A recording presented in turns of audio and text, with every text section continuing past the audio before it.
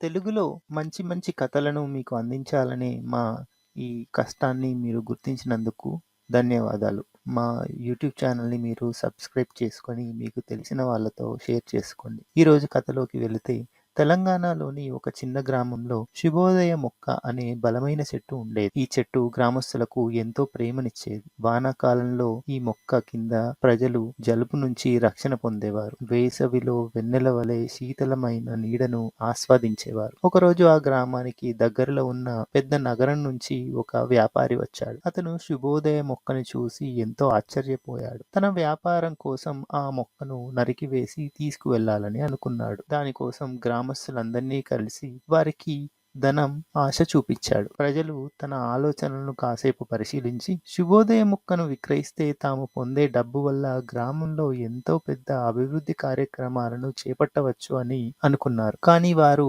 వెంటనే తమ అభిప్రాయాన్ని మార్చుకున్నారు. శుభోదయ మొక్క వారి జీవితంలో ఉన్న ఒక విలువైన స్నేహితుడని గుర్తించారు. దాన్ని కోల్పోతే ఆ డబ్బు ద్వారా పొందే సంతోషం చాలా తక్కువేనని గ్రహించారు. చివరికి వారు వ్యాపారికి ఇలాంటి విక్రయం వీలు కాదు అని చెప్పేశారు. అతను నిరాశతో గ్రామాన్ని వదిలి పట్టణానికి వెళ్ళిపోయాడు. శుభోదయ మొక్క ఇంకా తన గ్రామస్తులను రక్షిస్తూ వారికి సంతోషాన్ని అందిస్తూ ఉండిపోయింది. ఇది మనకు చెప్పేది ఏమిటంటే డబ్బుతో కొల్లగొట్టలేని విలువైన విషయాలు చాలా ఉంటాయి మన జీవితాల్లో. మనకు మమత, ప్రేమ మరియు రక్షణను అందించే వాటిని కాపాడుకోవడం ముఖ్యమని, డబ్బు కన్నా అవి ఎంతో విలువైనయని గుర్తు చేస్తుంది.